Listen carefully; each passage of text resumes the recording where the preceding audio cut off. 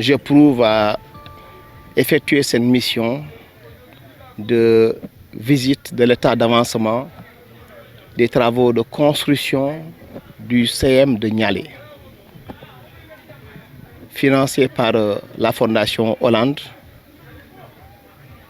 dans le cadre d'une convention avec l'ANRAC, et tout cela dans le cadre du plan Diomaye pour la Casamance. Me féliciter de cette visite parce que ce que j'ai vu me réconforte. Pour des travaux qui ont démarré depuis mi-décembre. Aujourd'hui, vous avez vu, nous sommes à une phase de finition. Cela veut dire que les équipes ont travaillé d'arrache-pied pour construire un CM de 6 salles de classe, ici à Nialé, des sanitaires de 11 blocs,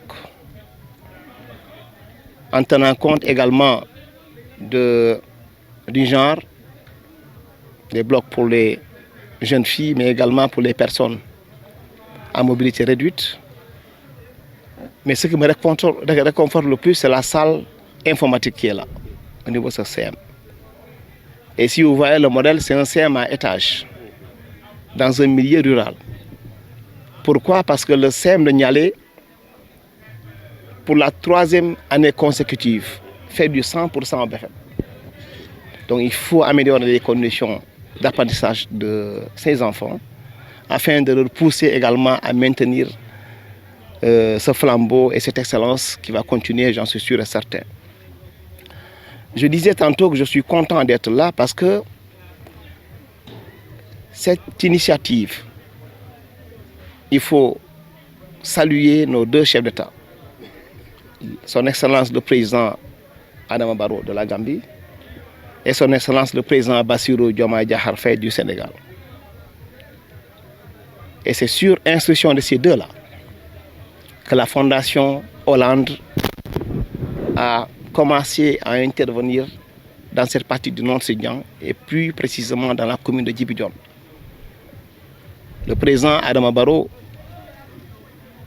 a demandé à son ami et frère, le président Bassirou Diomaye Diakhar Faye, que la Fondation Hollande puisse, dans le cadre du plan Diomaye pour la Casamance, intervenir en Casamance.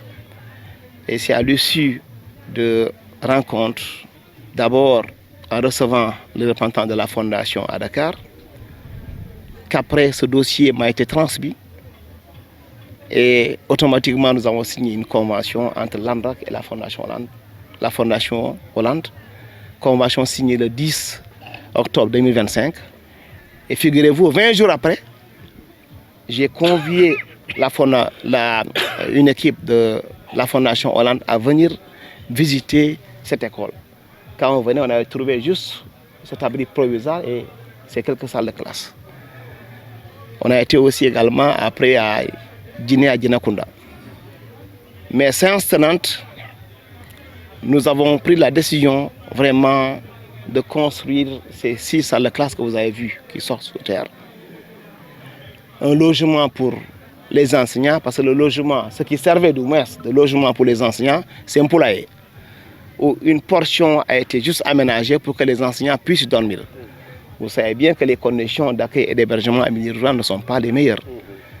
Donc quand ce besoin nous a été transmis également, la Fondation Hollande a décidé de construire 5 chambres pour les enseignants. C'est ce qu'on a visité ici.